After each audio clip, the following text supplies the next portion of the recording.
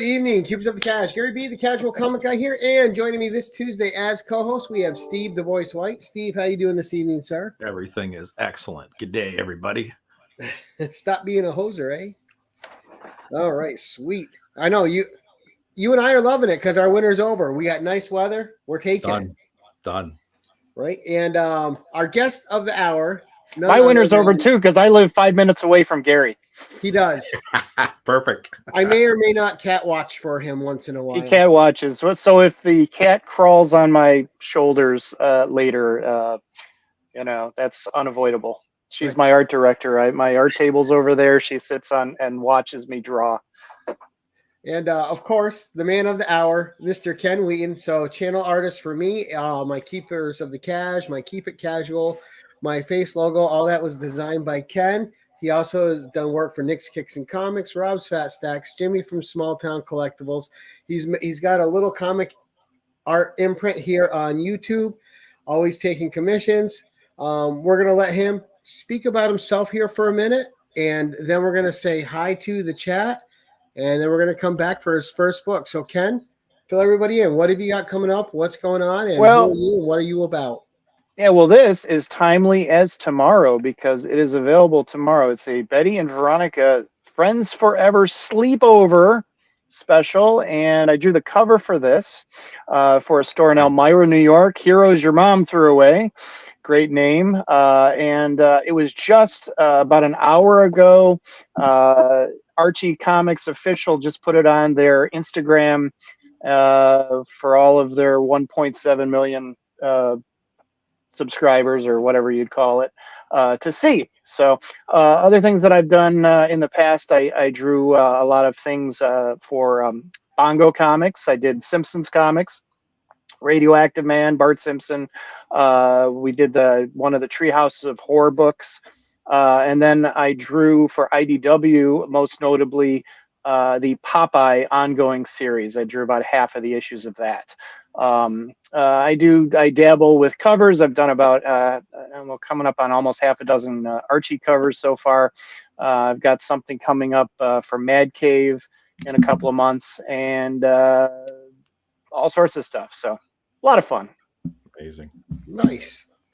And you forgot to mention you also are one of the runners of yes. Comic Fest here in Rochester. Yeah, so we decided to do a comic book show. A buddy of mine and I we drove to Vermont. Was it Vermont? New Hampshire. And it was a 12-hour round trip. And we're like, why are we driving 12 hours to go to a pure comic show when we live in a comic mecca? Rochester, New York area is huge with comic stores. We are very lucky to have so many comic shops and so many collectors and fans. And so, and the local shows, they weren't really doing comic shows. So we started this Empire Comic Fest, and we're going to have our 6th coming up. It's a Friday and a Saturday, July 12th and 13th. That's coming up this year. And we just announced Keith Williams. I can't tell you who the next big guest is, but it's all comics. Huh? What? He's fantastic, though. What a nice guy, and his wife is super nice. Oh, absolutely. But like I said, if you guys want to come up, Gary, a couple of your colleagues have come down to the show. That's right, as well. And Matt Woods. So Joe and Matt, they will. Yeah, they'll speak highly of it. Like I said, if you like comics, it's all comics.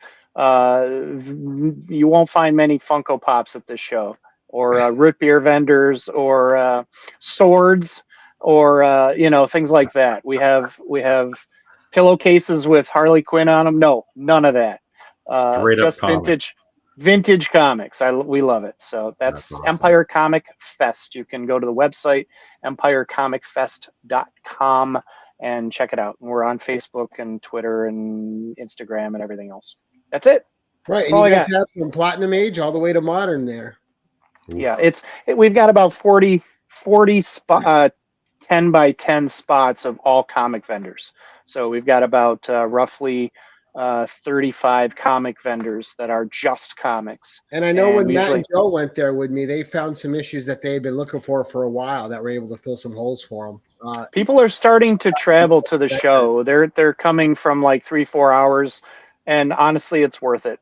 And we're doing a Friday, Saturday, so Sunday can be an option to, like, you can stay over, come Friday for the hardcore collectors and fans, and stay over and do 2 days of comic shopping, because they told us one day wasn't enough. Right. And what's the admission on that, Ken? Free.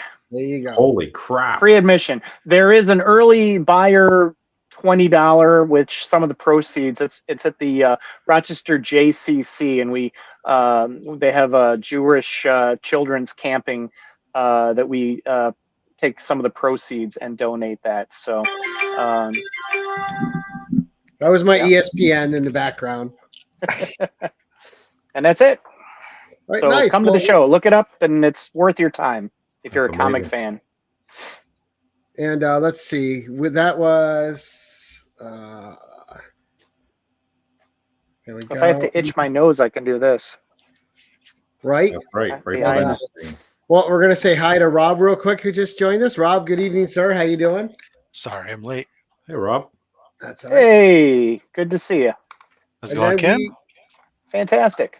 we're gonna say hi to the crowd, Ken, and then we're gonna come back to you for your first book. But again, Cool. guys, that's his Betty and Veronica Sleepover exclusive out now. Yeah, Check out Archie Comes out Comics. tomorrow. Yeah.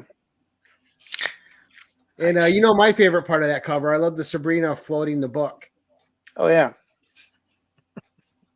And that's what? That's like your third Archie cover, right? Fourth, I think. Okay. Yeah, I got them over here somewhere in my long boxes. Mhm. My fourth, and actually, I think we're doing a fifth for May, so I can't say anything about it yet. But All right, sworn to silence. there you go. Yeah, we got a lot of covers coming up. Right. First in tonight, we have Las Cruces. Good evening, James. Nice to see you. Hope Collector Kevin. Nice to see you, Kevin. Hope you're doing okay, buddy. I know he's been a little under the weather lately, so hopefully. Mr. Doug Bratton, good to see you, sir. And one of my all-time favorite people, bar none, Jerry the Jitterbug. Good evening, Jerry. Nice to see you, buddy. We have Brad joining us. Good evening, Brad. Always great to see you, buddy. My wife Glad you and Walker, Steve brother. are getting some better weather over there in Canada. Yep. Mr. DVH, another great person in the community. Check out his highlight reel, one of the last shows, and it's going to be in a compilation coming up. He had a fantastic highlight #community sizzle reel. Anachronic Comics, Joe. How you doing tonight, Joe? We were just talking about you and Matt Woods, buddy. He is driving. Joe's been on the move a lot lately. Bobby Catalano, good to see you. Another great supporter of the channel. Thank you so much for being here, Bobby. Specs Appeal, good evening. Nice to see you. Hope you're doing well.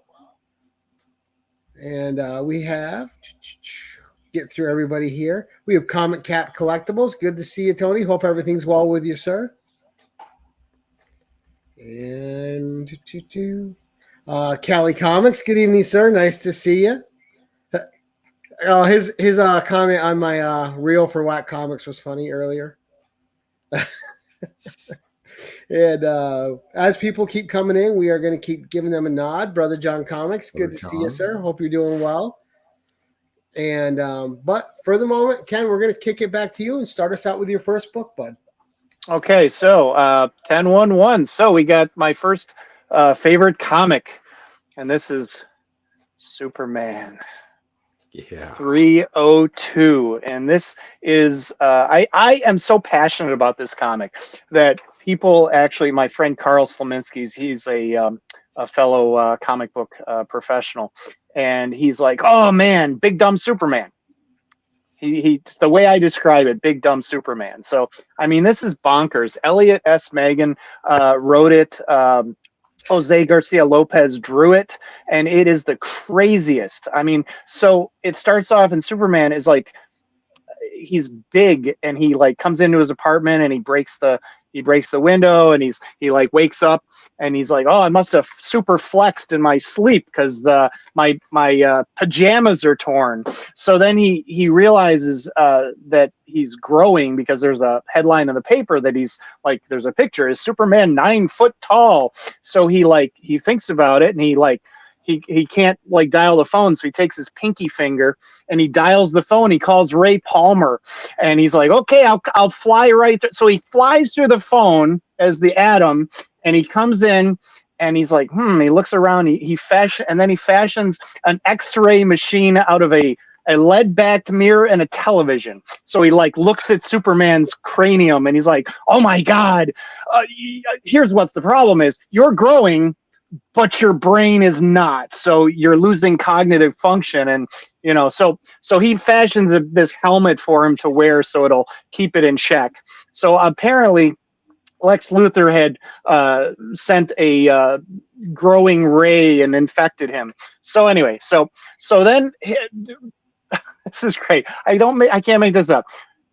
Clark's boss at the TV station, because at that time in the 1976 he worked for a television station because newspapers were out of vogue, and he calls him up and he's like, Parker? No, Clark.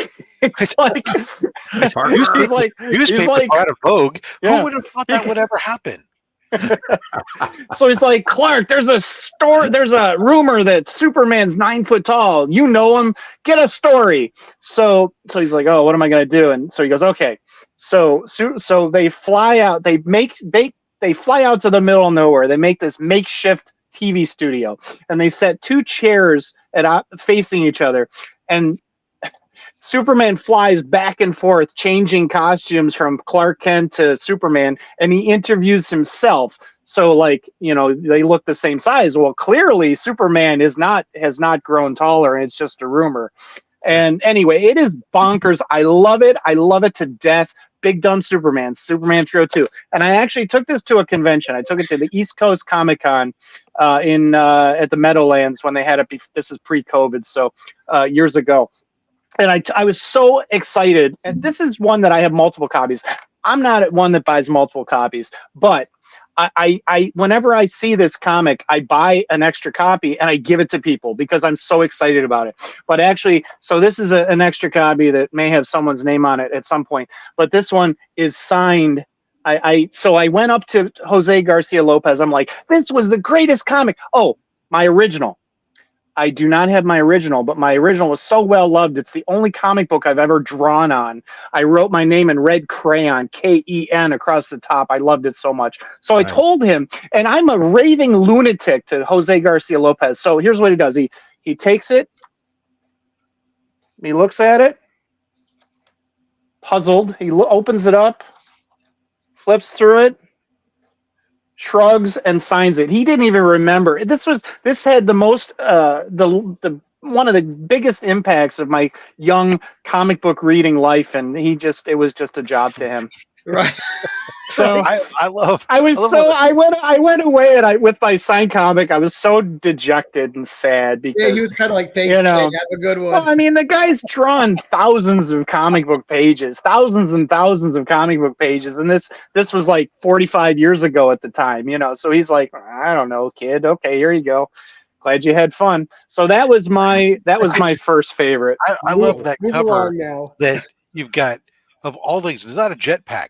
It's a helicopter pack. It's a helicopter pack. It's like, how impractical could it possibly be? But it's so great. I can just imagine Lex spinning around as he's trying to fly without any kind of stabilizer. I love it. 302. You got to pick it. Find it at your comic shop. I still got to read that someday, just because you talk about it all the time. Big Dumb Superman. That's always Big Dumb Superman. Wow. Yeah. So there's the and it's funny because there was a later one that my father brought home for me, and it was a Bizarro. It had the Concorde and Bizarro. So 2 winning, like, how could this comic suck? It sucked. It was like 15 issues later. It was awful. So yeah. But you had that. Yeah. I have my memories of that. All right, number 2. Awesome. Wow. All right, you're gonna know something about this one, Gary. So this is the current volume, or the last volume of Conan, Yeah, from Marvel. 279. Okay, here we go. And I actually, here's the second print, which is a page from inside. Exactly. I love it. I love it. So Such this a fun was story. this had a big this was really a great story to me, because it's what if, like, it's kind of what if old Batman, if Conan was like Batman. So Conan was like made the king. He was crowned king, and he's on his throne, and all of his people are, talking to him about taxes and, town ordinances and all sorts of crap. And he's like, huh. And he's bored, and he's kind of coming down. He's kind of sick, because he's been like fighting the good fight his whole life, and he's kind of like in this this position where he's just sitting around. So he's kind of not feeling his best, and he's forlorn. He's like, oh, what am I gonna do? I miss my adventuring days. And so then so anyway, so he goes out one night, puts on a mask, and he goes out and he like fights crime at night, and he's like slashing up people and criminals and such. And he's got this lion that he has, that he's talking to this. He's hanging out with this lion, and the lion follows him one night. And so it's him and this lion sidekick fighting crime at night on the streets. And so during the day, he's beaten up, and he's like tired because he's been up all night, and he's like even more worn down. And his advisor's like, oh, the king is close to death. The king is almost dead. When really he's more alive than he's ever been in years. So it's just kind of, I love the message that it had, that do what you love. Don't become sedentary. And, I guess don't have a job you hate for too long. Do what you want to do and follow your dream. And I don't know, it just hit a chord with me. Gary, you would probably have something to say about it. Yeah, and I always like that aspect of King Conan, because it doesn't matter what iteration, even Robert E. Howard's original King Conan tales, it was a position that he was good at. He was the greatest ruler of Aquilonia. He was the most fair to his people, but he never liked the day-to-day duties of being a king. And he always missed his days of high adventure. And there was always something that was missing that got his blood pumping, that gave him the passion when he was king. And, he took his responsibility to his kingdom seriously, but he really missed just not knowing day to day what he's going to get into. Yeah. Yeah, it was a great story. Great cover, though. I like that B cover. It looks like he belongs in the House of Slaughter. Yeah. So and it's funny, his mask almost looks like that.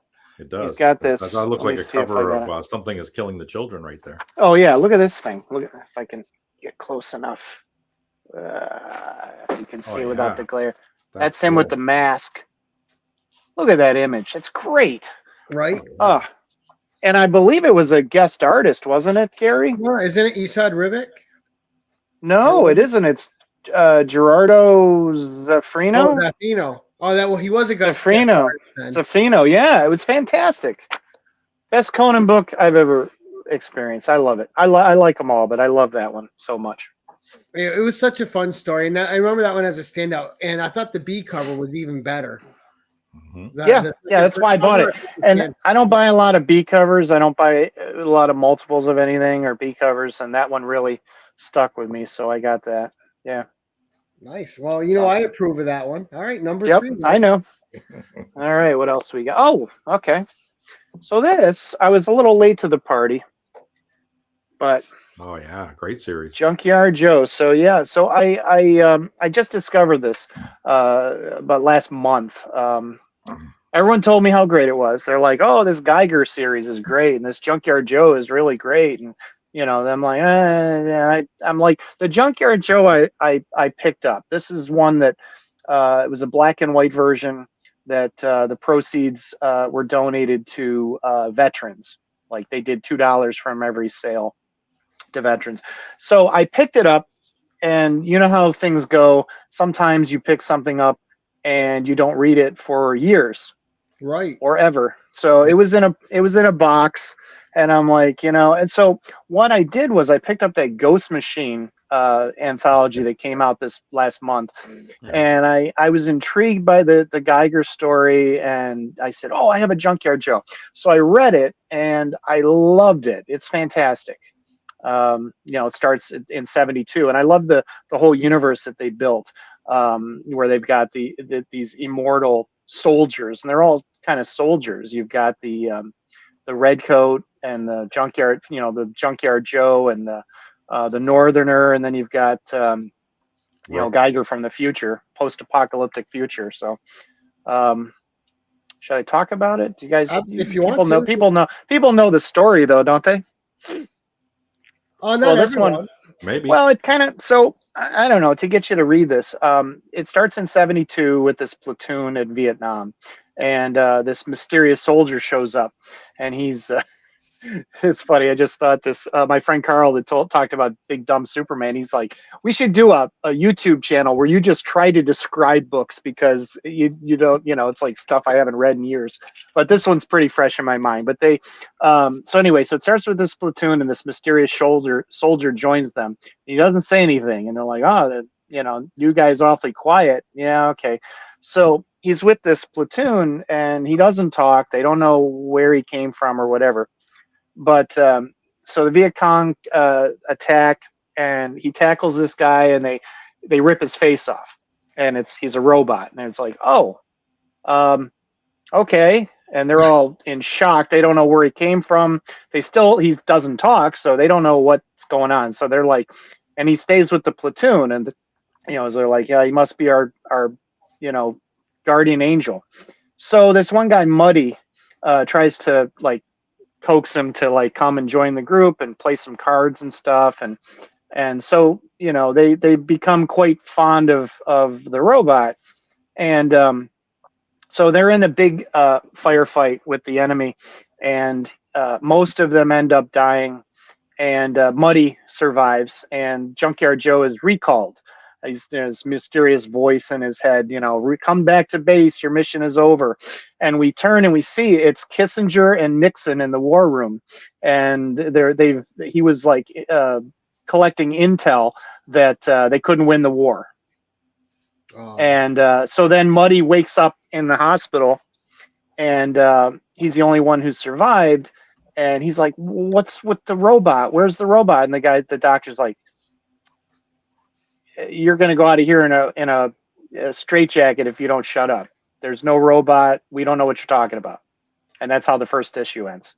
Oh, and the second issue picks up 50 years later, when Muddy is in current day, and Muddy is a retiring cartoonist who did a Sunday newspaper strip and nationally syndicated called Junkyard Joe about a robot in the Army.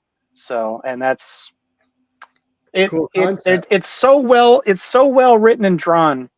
The second issue actually brought me to tears. It was fantastic. There was this moment in there because Muddy's wife had just died, and that's why he's ending the strip. And he's sad. He's a grumpy old man. He has, and it's like somebody shows up. Might be a robot. I don't know, but it's good. It's good. Right. It's good. So that's a good one. I know that one's well loved in the community, especially Pocan Joe loves that one a lot. Here's number 2. I think that's the cover. Great too. Cover. Yep. Yeah. Yep. So it's a good series. Yeah, I love it. I love them all. So I read the Geiger after, and it's fantastic. They're all good. I've read everything that they put out, so it's real good. All right, nice. Number 4, bud. 4 is a technicality. Let's see. Where is my technicality? Huh? So it's 4 issues. It's 4 issues, but it's actually 1. Oh.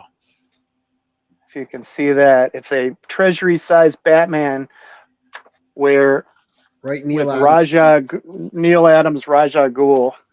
If you can see this panoramic thing. We'll put a small one up there.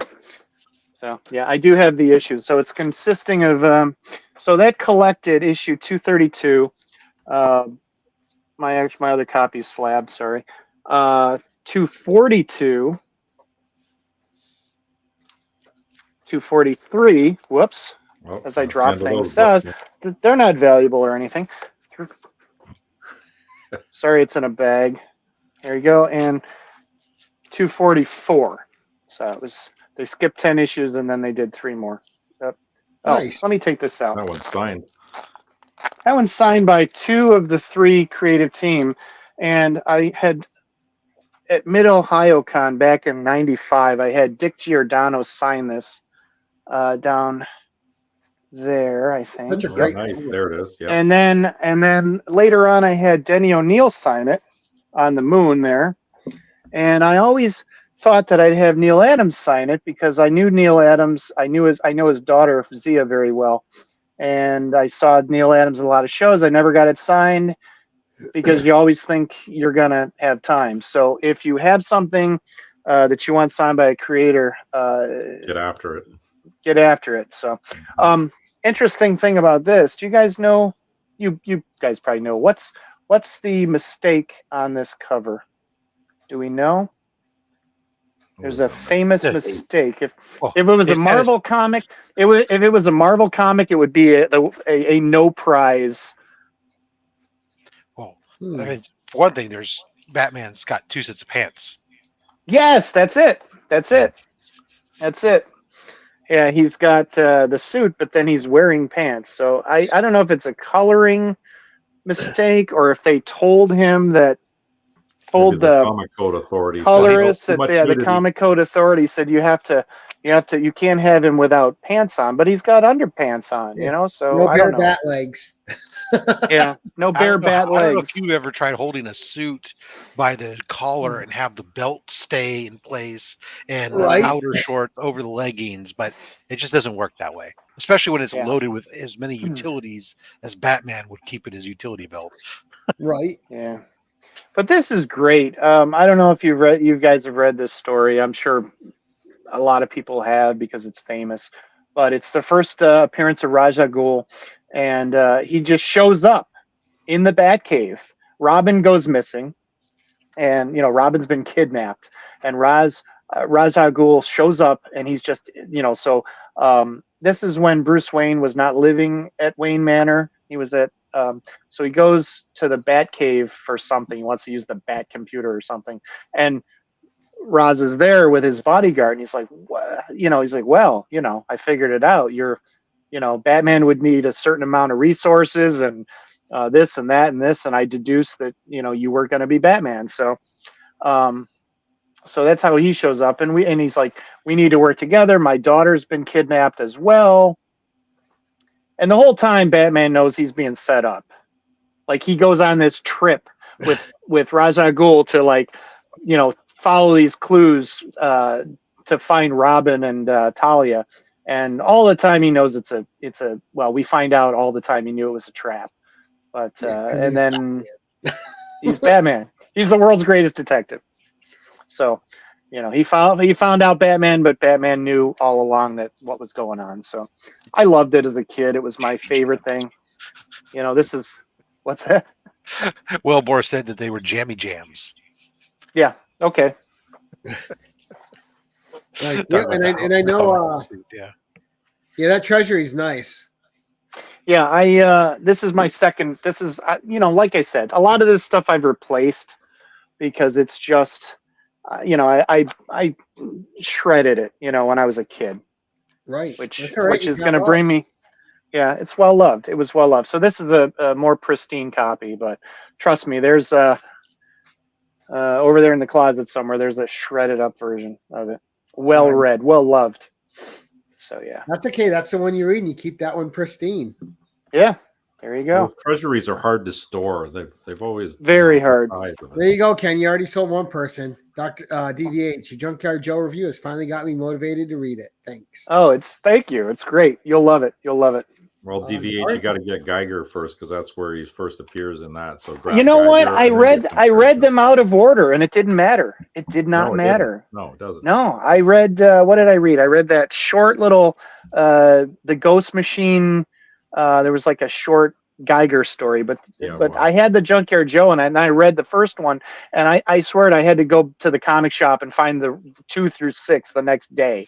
I had to read it, and Yeah, I he's did always read it reading, all right? the next day. He's Yeah, ready. and then I had to go after Geiger and read those. So All right, DVH is already there. Okay, good. there you go. All right, number 5, Ken. Okay. If you've seen this.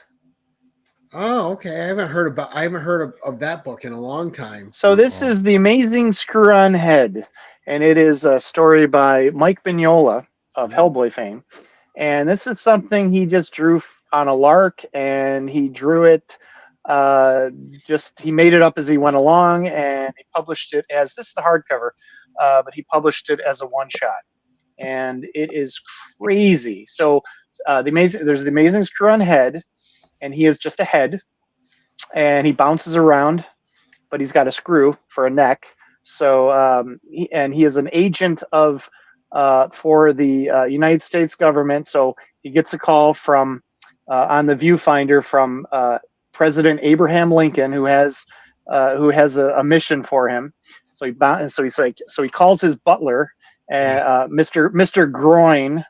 And Mr. Groin selects a body for him, and he's like, "Well, how about this one? Well, how about lucky number 13 or whatever?" And he finds a head, and there's Mr. Dog is his other companion. So Mr. Dog and Mr. Groin, and there's an evil. What is his name? I forget what the. It's fantastic. It's just loony fun. It sounds I it. think what the villain is. It's like a ridiculous It's story. Emperor Zombie. Emperor Zombie. Yes, exactly. And like I said, he made it up as he went along, and he said in the afterward that there are no more Amazing Screw-On Head stories. I put everything I wanted to say in this one story. And they actually there's an animated version of it. They took an 2006. animated, it's like a 20-minute, half-hour animated cartoon, which is it's kind of very heavily based on his artwork. I think they just lifted the artwork, kind of like those old Marvel cartoons from the 60s where they actually took the artwork and it's like verbatim, just exactly how it was. So yeah, it's fantastic. So it's well worth there's a hardcover version of it. It's Amazing Screw-On Head and Other Curious Objects. And I believe there's 2 more stories in here of just weird fun. Right, and Paul Giamatti voiced him in the cartoon. Oh, did he? Yeah. Yeah. It's fantastic. So yeah, that's a favorite of mine that I've always loved. It's just dumb fun. It's highbrow, lowbrow, if that makes any sense. Lowbrow through a highbrow perspective. Lens, I guess. And Mignola's art in that is just great. Yeah. Yeah, beautiful. Yes. That's the first time that's been on the show, so that's a nice book. You mean Big Dumb Superman's been on the show? Oh, no, it hasn't. Okay, all right. But this one's just a classic. Not a lot of people know about it. Nope. Never Oh heard yeah, of it's it. fantastic. Worked for me. Dark Horse Comics. Like I said, hardcover. Let me see. It's an $18 book, if it's still in print. But you should be able to find there's it. the eBays. Yep, there's the eBays. All right, All nice. right. Good one. Number 6, sir.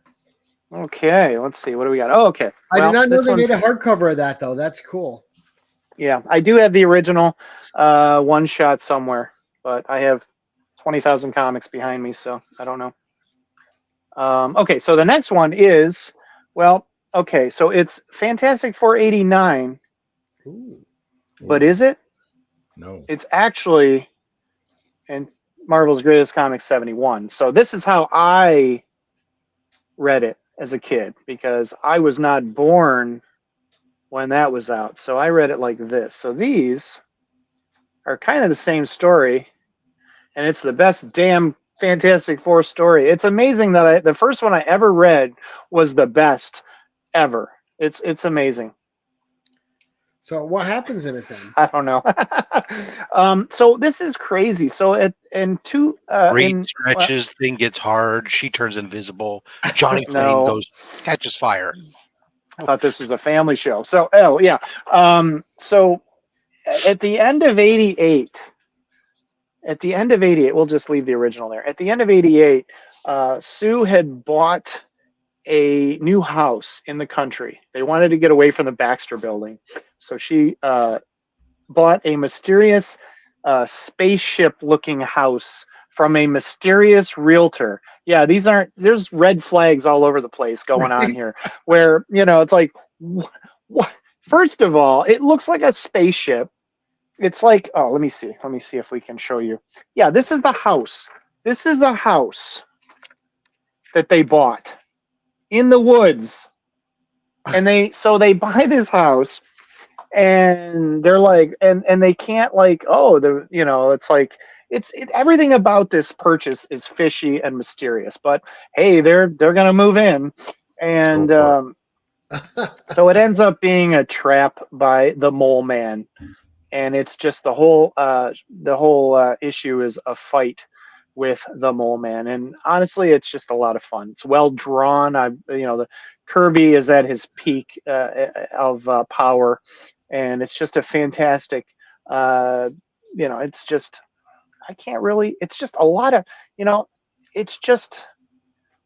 it's big, wonderful panels. It's just fantastic. I got to show you this. It's just so well. Look at that. It's like classic. Oh wow, yeah. It's like, I don't know. It's like some of this. You think about how they took Liechtenstein, took panels of like romance art, and it's like, oh, this is so iconic. Like every panel in this is iconic. I think it's just very well drawn, and it just inspired me as an artist as a kid. So, that's all I know. And then when I read the original, read the original, like when they edited them down, they took out actual splash pages. So there's actual like pages in here that weren't in Marvel's Greatest Comics. Really? Yeah. So when they took out like Kirby splash pages to put in more ad space. So it didn't affect the story at all? No, they re-dialogued and they re-dialogued and reformatted. Like this cover, like there's subtle differences to this, like right. It's they cut and paste and move things around. So yeah. Nice. One of my favorite comics as a kid as well. So we're going with a lot of favorites from when I was a kid. That's all right. I mean, nostalgia is a hell of a drug, right? Yep. It's an expensive drug. Yes, it is. All right, number 7, bud. All right, we're going to take it way back then. We're going to take it way back. We're beautiful. What's that? So those panels fantastic. Were beautiful, though. Fantastic Four 89, but I think the better printing and coloring is in Marvel's Greatest Comics 71. All right, so we're taking it way back to the first comic ever in my life. Oh wow, Gold Key. Wow. Yeah, this is Walt Disney's comic. Yeah, this is how much I read this comic. Holy cow! Yeah, it's loved. So what I did was, I still have the inside somewhere, but what I did, and it's there, it's just Carl Barks at his best. I mean, it's about the story is about Donald goes fishing and he forgets his fishing license, and the game warden's out to get him, and it's hijinks with the nephews trying to get his fishing license to him so he doesn't get arrested by the game warden. That's all it was, but it was great fun. And what I did was years ago in the 90s, I got a file copy. Oh, nice.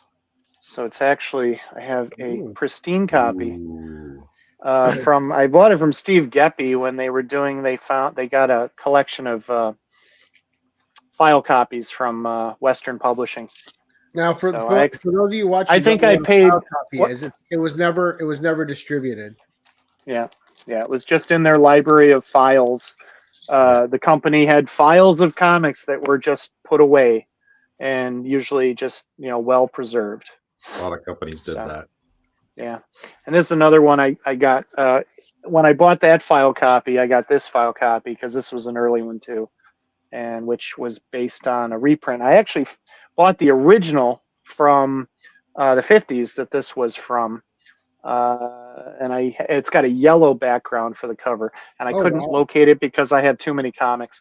But that was the Whitman that I got in a 3-pack, and so Carl Barks was a fantastic artist and creator and storyteller, and just big influence on my young life.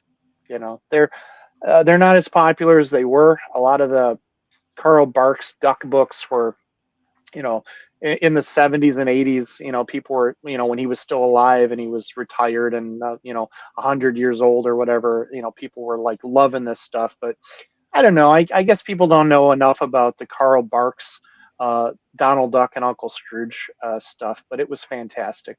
Yep, those were my favorite growing up. That's what the first books that I ever got. They came in those 3-packs from Kmart. Yeah. Yep. Every Christmas I had those. Kenzie here, he's another big fan of that. So yeah, love it. Chuck collects those all the time.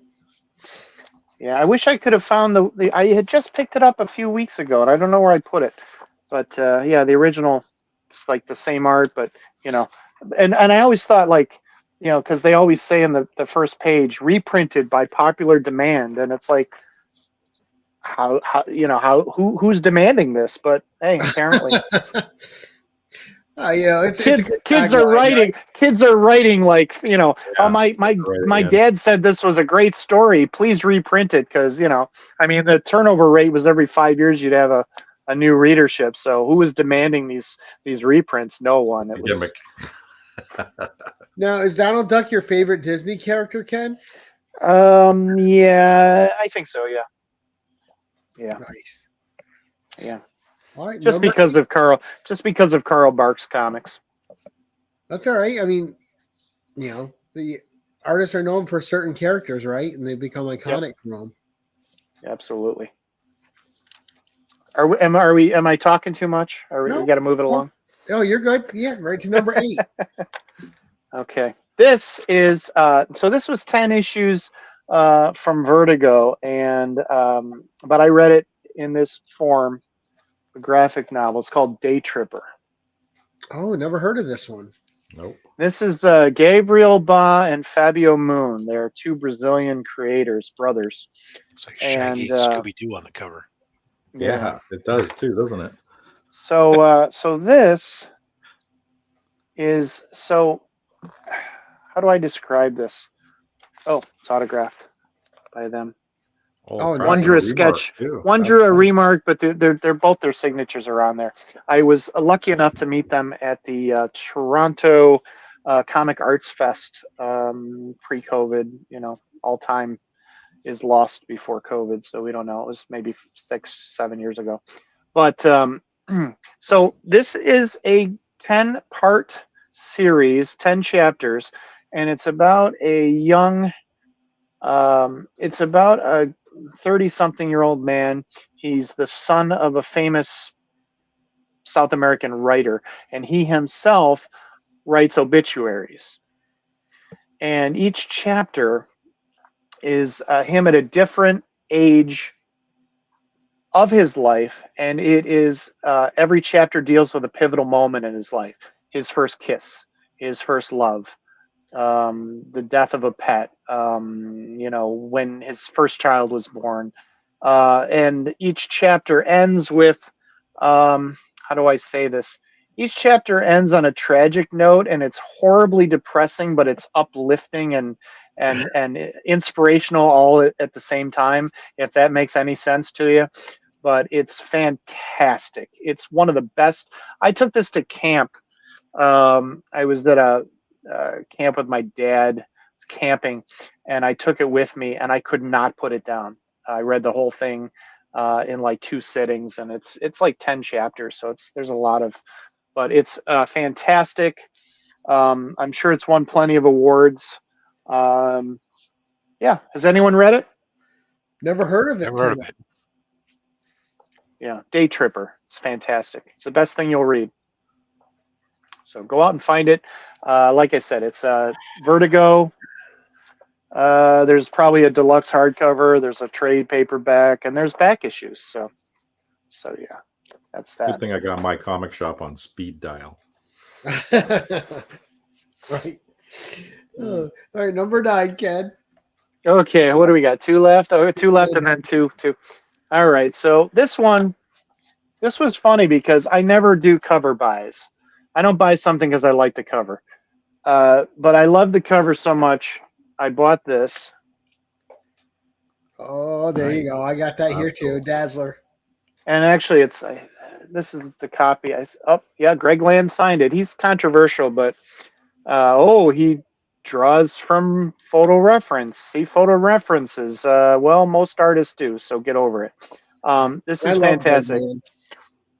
So this was actually the second issue of this story arc, and you don't need to read 1 through 12. Read 13 through 17 of this title. It's Matt Rosenberg wrote it, Greg Land drew it, and it's Alex Summers he was disgraced. He was a villain for a while, and he decided he was going to be a hero again, and he tries to rejoin the X-Men. Well, Kitty Pryde won't let him, and he's like, well, how about I start up a team or head a team? And she's like, no. So he goes to Hank and says, Hank, let's start our own team. And so Hank has, at that time, he has a zombified banshee that he's watching over for some reason. And so they have this team, and they go to recruit Peter. And at this time, Peter had just been left at the altar by Kitty Pryde, and he's sitting in his apartment, and he's surrounded in pizza boxes, and he's depressed. And they're like, hey, Peter, you want to join a team? We're starting a new X team. And he's like, no, Kitty Pryde, no. He's like, there's no Kitty. He's like, X team, no Kitty, I'm in. So they go to a Dazzler show, and Dazzler's doing a small club venue retrospective 80s retro tour of music, and it's this small venue and no one's there. And so they visit her after backstage after, and she's like, hey, thanks for coming, guys. And hey, sorry you picked tonight. It wasn't the best night, but the tour's been great so far. And, we've really, we're really having a lot of fun. And they're like, oh, well, we're here and she's like, what? You're starting a new team? She's like, I got a costume. I'll be right. I can go. And they're like, well, I thought you were having a great time. She goes, no, this sucks. It's awful. So they're like, so she's like, I can be ready to go at a drop of a notice. And they're like, well, actually, we weren't going to ask you to join. We're actually here to talk to your sound man, Forge. And they're like, really? Effing really? And she's like, they got all the expletives, blocked out. And she's like, sausage party much? And so anyway, they go to leave, and they're attacked by the villains, and Dazzler comes out in all her glory and saves them. And she goes, am I in the team now, bitch? So anyway, it's great. It's a fun story. These are the issues. We got 13 Astonishing X-Men, 13 14, which is what you see there, 15, 16, and 17. And you're done. That's all you have to read. You never have to read another Astonishing. So good. The covers, and honestly, Greg Land it's not like wooden. It's not like super referenced. It's good. It's good. It flows well. It's funny. It's a fun read. I like when he does the interiors too, just like when he did the Symbiote Spider series of the last couple years. That was really good. Yeah, it's a fun team book. It's a fun team book. Yeah. So yeah. Let me see. I got to show you this. Right, and I bought that because you had told me about it. Did you enjoy it? Yep. Come on, it's Dazzler. You already knew I was going to enjoy it. This is here. This is them. This is Peter on the couch surrounded, depressed because Kitty Pryde had just dumped him. And let's see. Let me see. Oh, I got a Dazzler page here where she saves them. It's fantastic. Oh yeah. There she is. No, it's so nice. Yeah, it's great. It's a great read. It's a fun read. Astonishing X-Men. It's probably in a trade paperback, but it's the Matt Rosenberg, Greg Land Astonishing X-Men, 13 through 17. Fantastic. Nice. All right, you've hit a few ones I really like tonight. So Just a few, okay. Yeah. And more you have to read. Yeah. Yes. Everything is killing the wallet. Right. Number 9, Ken. I mean, number 10. Number 10. Number sorry. 10. All right. Well, I got to bring out the big guns. I got distracted by the Dazzler. Oh, well, there you go. Damn. There we go. With signature. Signature. Yep. I saw it. Yeah, it was on there. Yeah, it's there. Hey. There it is. Nice. So I didn't know if I wanted that one or the Our Love Story number 5, which holds the only Steranko story, romance story, which is also signed there somewhere. Where's the signature? Yeah.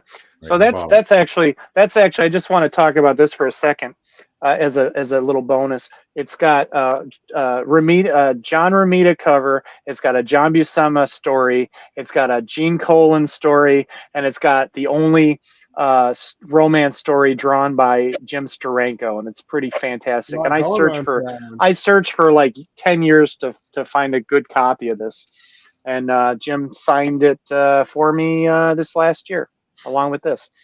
So my funny story about that is Jim.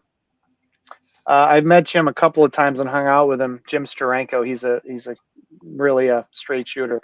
But I had a funny story where I was with a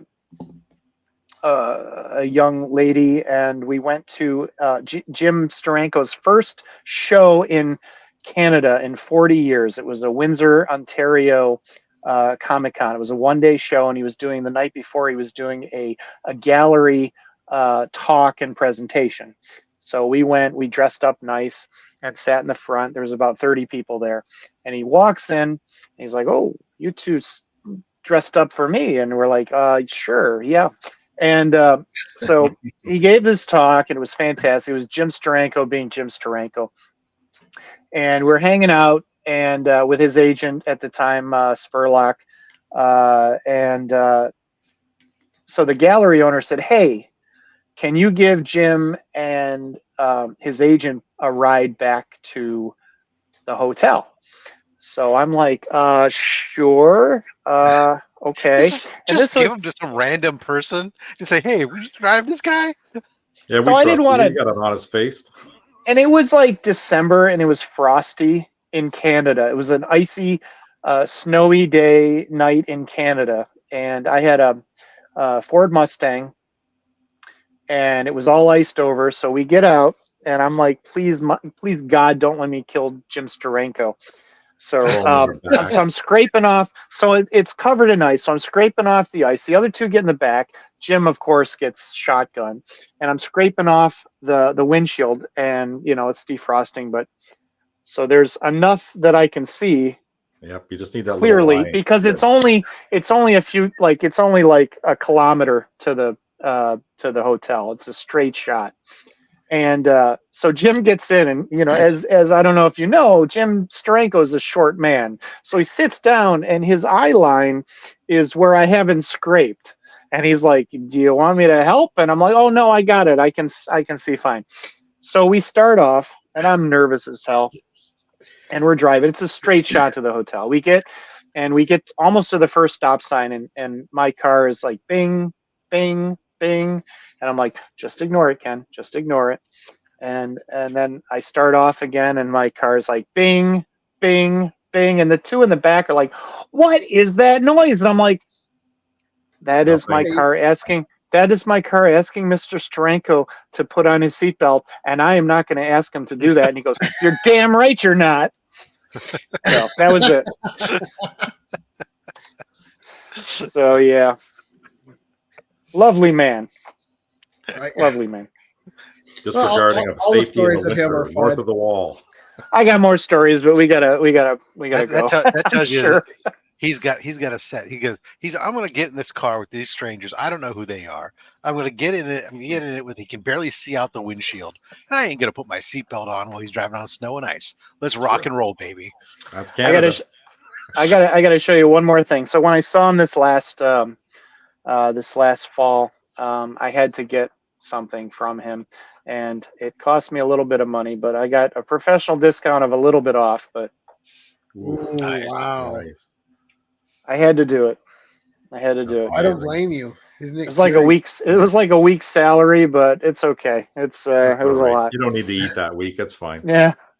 It was a ramen noodle week. So yeah. Totally worth it for that Nick Fury, that's for sure. Yes. So, all right, number 11 with an extended personal story. Okay, so we have they're all personal to me. So I couldn't decide. So I said, well, let me get this. So I was a big fan as a kid of the Space 1999 TV show. Ooh, yeah. I was a Trekkie. Doctor Who came a little bit later, but Space 1999 at the time was really the thing that I loved so much. So I had gotten the Charlton books, and they were drawn. Some of them, first two were drawn by Joe Staton, but then John Byrne drew a bunch more after that. And I always liked this cover, and of number 5, and I had John Byrne sign it. Let me see. I had John Byrne sign it there. Oh, okay. Nice. And another signature on there too. And then the next signature on. There's 3 signatures on this. So the next signature, and I thought this is great because I had the opportunity to meet Martin Landau. Oh. And this was later in his career. He was doing a show in Canada, Fan Expo Canada. Mm-hmm. And it was one of the he didn't live too much longer, and he was very frail, but he was doing the show, and I said I have to meet this man and tell him how much I loved Space 1999. So I actually went to him and I showed him a picture, and this isn't the picture, but it's one of, I had a couple, and there's a better one, but I can't find it, but there's a picture of me with my eagle on Christmas morning 1976. You got the Okay. shit.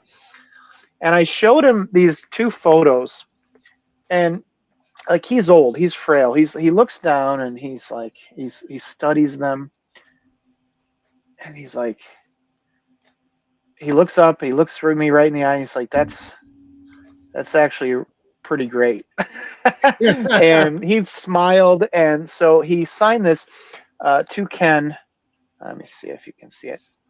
To Ken Best, Martin Landau, and it's a great that that I had this already signed by John Byrne, because it's a great Martin Landau image. Shoot, sorry about the glare, guys. No, Right. And then the other signature on it is later on. So I'm a Popeye artist and fan. I'm a huge Popeye fan. There we go. Put it on there like that, carefully. And so I go to the Popeye picnic every year. It's a celebration in Chester, Illinois, which is the creator Popeye's hometown. And so one year the guest was Nicholas Cuddy. He wrote a lot of Charltons. He wrote a lot of Gold Keys. He wrote a lot of the Warren publications, the Warren, the Creepy, the Eerie, the Vampirella. He wrote stories in those. And he was one of Wally Wood's assistants, and he worked for Charlton. He was the assistant editor and writer under George Wildman. So I hung out with him and got him to sign it as well, because he wrote it. And and he passed away shortly after. But I'm love to have these 3 signatures. Love that I have these 3 signatures on. What a great comic. trifecta on one cover, right? Yeah. It's fantastic. I mean, I don't think anyone's still alive. Well, this guy, Paul Darrow, or not Paul Darrow. Shoot, whoever the actor is. I'm blanking at the time. That guy. So the other guy, character was Paul. He knows who he is. But anyway, He knows who he is. He's not watching. I didn't offend him. He didn't sign the book anyways. Yeah, Well, so he couldn't you know, be bothered. yeah, No, that's fantastic though to have Martin Landau's signature and personalized to you. That's yeah, fantastic. I built very that ship special out to of me. Lego when I was a kid too. I did. What's just that? with Phil, Right like here, with Phil. Paul I built the ship out of Psychedelic, he Lego. said he built the 1999 ray gun from Lego. So Oh, did Brad, Psychedelic, and so did Steve. Nice. Yeah.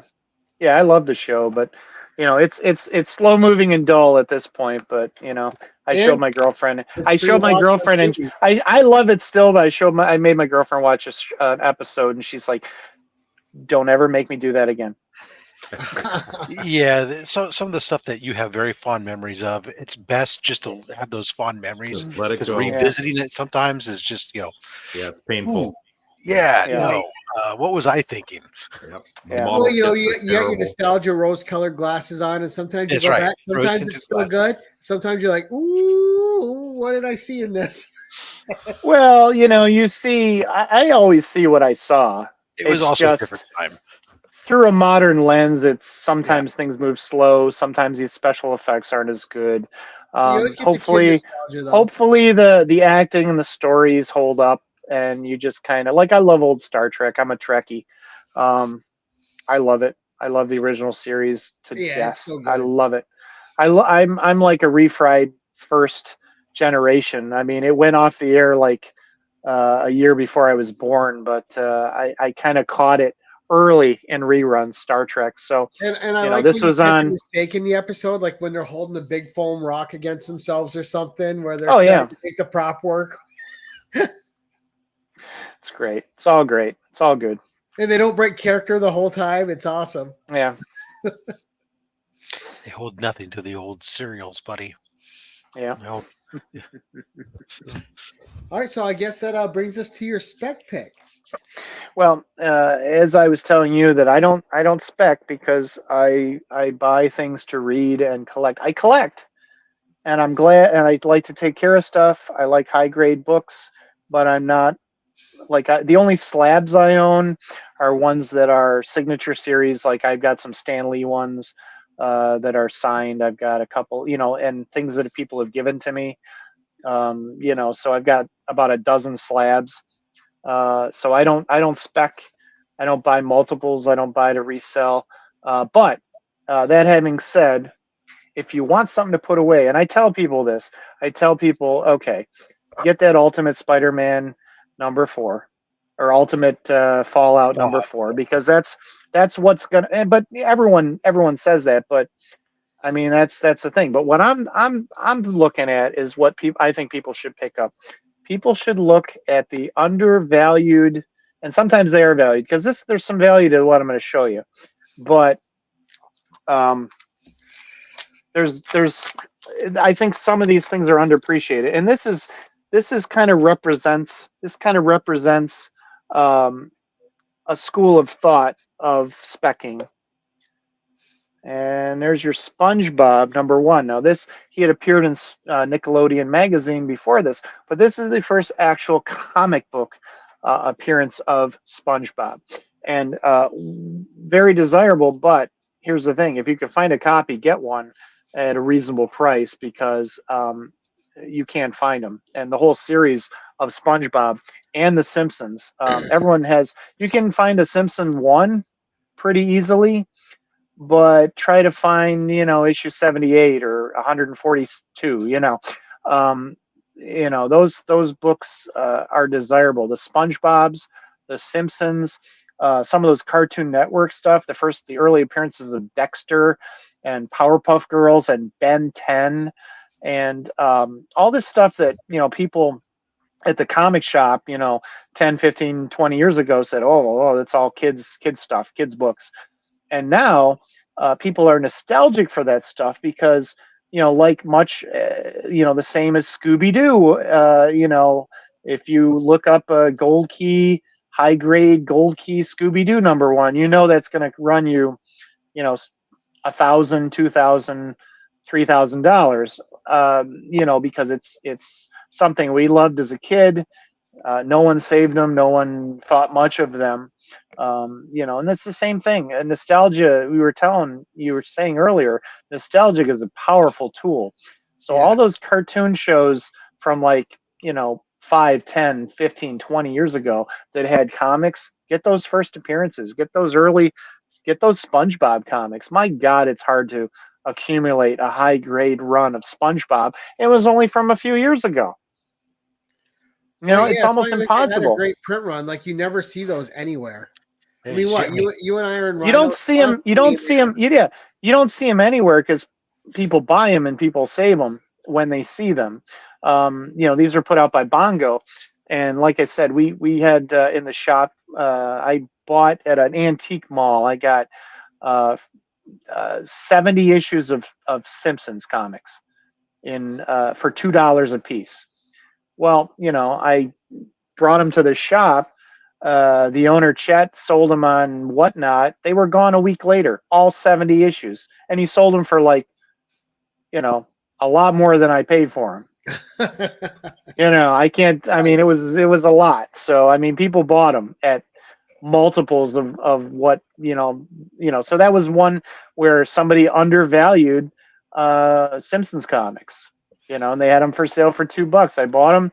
We sold them for $7 or $8 a piece. That makes sense from a spec standpoint. Tomorrow's nostalgia is today's deal on speculation deal, because we see it right now with the kids books right now from our era. The GI Joes, the Transformers, the He-Man, the Thundercats, all those books that are starting to get up there, and some of them get some value to them.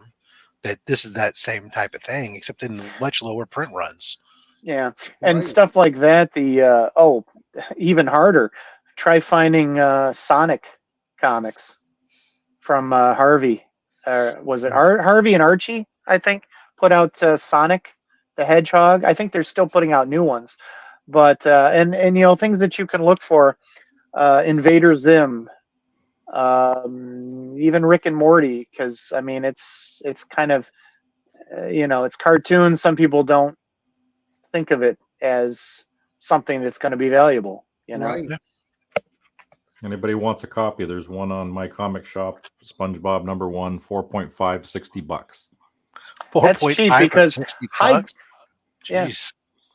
But high grade's going to run you hundreds and hundreds. I mean, I think during I don't know what it is now, but I think it was up to what was it, $500, $400 or $500 for this in a high grade, like a 9.8 or a 9.6. $850. Yeah, there you go. So I mean, if you can find this, but any of them, like I've got probably only 2/3 of the SpongeBob comics because they're just fun. Right. But I just can't find them, and I'm not actively looking very hard, but they're just not there. So like I said, my friend at the shop, he's like, you know what? He's like, he was like, Ben 10 is the one. Find those Ben 10 because there's a huge fan following for Ben 10, the TV show. So that's maybe in 10, 15 years from now, the kids that. What's that? Be the new spec. I say that, and I keep hearing rumors that potentially there's going to be something done with the Powerpuff Girls. Well, those too, and Dexter and Powerpuff Girls and all those cartoon animation. Unfortunately, I don't think the Ren and Stimpy comics are ever going to be worth anything, but they're just tainted by the creators' bad. Hey, I have a full set. I love it, but Stimpy is awesome, man. They are, but that was a Marvel comic, and they were printed in pretty high numbers, at least the early issues. So they're not as hard to find as some of the later stuff. But that's my spec for someone that doesn't spec. But that's my take on it. Spec. It's built-in logic, so that makes sense. Yeah. In a book that nobody knows about, that's already $850 in high grade. Apparently. Gary, I wasn't doing my joke. A raw book. I'm sorry, Rob. I said it makes sense, and since it's spec, someday it might make dollars. There you go. Oh, there you go. Going the long one. Nice one. I see this book as being a couple $1,000s and, in 10, 15 years time. Wow. Just, in you get a 9.6, 9.8. Well, and SpongeBob hasn't gone down in popularity. Every time they make a movie, it does great. They made movies? Yeah, there's been quite a few of them. And they're good. David Hasselhoff, his guest appearance in the first one's hilarious. It tells me I'm disconnected from the world. Oh, yeah. Yeah, I've seen him in the theater. Because, just good stuff. Stop it, dog. Jesus. Sorry, the dog started licking the back of my knee. It's like, okay, that's not good. No, great books, Ken. Thank you. And I love the spec. I think that's a great spec. I hope Brett Fraggle Rock. Oh, what's that? Yeah. Fraggle Rock. Fraggle Rock. Yeah. Oh, Fraggle Rock. Absolutely. Yeah. Those Star comics. Yep. I worked at McDonald's and I got all the toys from that. I remember they had the toys. Yeah, I did too. And I've never heard of Has Been Hotel DVH. I'm gonna write that down and look it up. Hotel. Jeez. All the spec happening tonight. Gee. Right.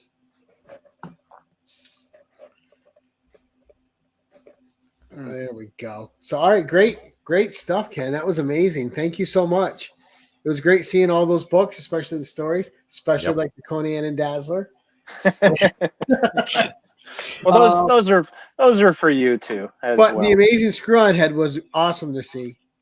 Yeah, because that's just one of those nobody knows about. Yeah, and check out if you don't know about that Day Tripper. It's a really introspective, depressing and uplifting all at the same time. It's fantastic. Nice. Now, have they made anything since then, those brothers, or was that like? They're well known in their native land. They do a lot of indie stuff. They've done some stuff for Dark Horse, I think, and it's mostly creator-owned stuff at this point. But they're very talented. They do some fantastic work. But nice. I can't really say more about it.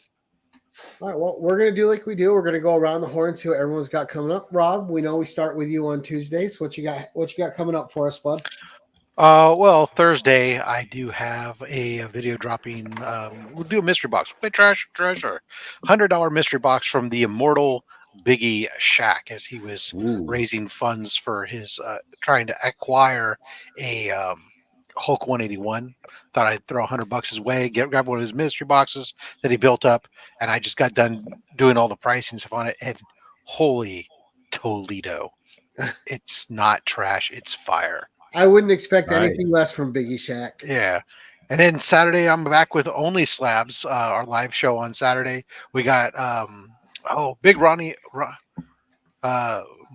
Hustle. Is coming on Instagram. That's a great name. Yeah, Big Ronnie Hustle.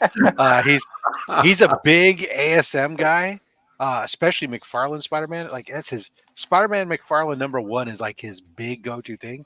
He's got more 9.9 and 10.0 copies, graded copies of McFarlane Spider-Man than I've ever seen in one place, alone in one person's collection. It's mind-boggling. So Chris's head's gonna explode. Yes. Can't wait. Thank you, Gary. And you, Steve, what have you got coming up, sir? Tomorrow I'll be doing the Voices Choices drop. Friday I'll probably drop that video of me taking down all of my comics off of this wall and putting up 155 G.I. Joes to take one picture. So it took me like 2 hours, but I had like a 45-minute long video of me fast forwarding, taking all the stuff down and putting the books up. So that'll be entertaining. And then Monday will be my G.I. Joe drop. Right, and then Saturday I'm on with you now. Oh my God. This guy. Yes, you will. I was just trying to bring it up in my calendar, and my stupid short for Whack Comics keeps popping up, and I'm trying to get my calendar open. Coming up for me in 2 nights' time, we have Lady Fantastic herself making her second appearance. Caroline will be here Thursday night for the 10-1-1. And then Saturday, we have the Comic G Spot, Robert, on. So that'll be a special 5 o'clock showing this Saturday. His schedule doesn't permit him to be on during the week, so we're doing a special show for him, as I tend to do every now and again on the Saturday. I think the last Saturday special show I had was Dusty Brick Brown, and before that was Puff 83, which you guys should check out. Great people in the community who do great things. But that's going to be a lot of fun. And then we have Sector 2815 coming on in the hot seat next week as well, which will be fun. So Paul, if you guys don't know Paul, you see him a lot with Mark from Legion of Comics. He has one of the best game shows on the YouTubes and just a great guy. And Ken, we're going to turn it over to you as the guest. Promote yourself one more time, the things you got coming up and what's going on. I'm not supposed to promote Big Dumb Superman? You can. Oh, okay. All right. Yeah. All right. So, okay. So I got this book coming out tomorrow. It is an exclusive cover for Archie, Betty and Veronica, Friends Forever, Sleepover special, written and drawn by, I believe Dan Parent wrote it as well. And then it's got some great stories from years past, all with the sleepover theme.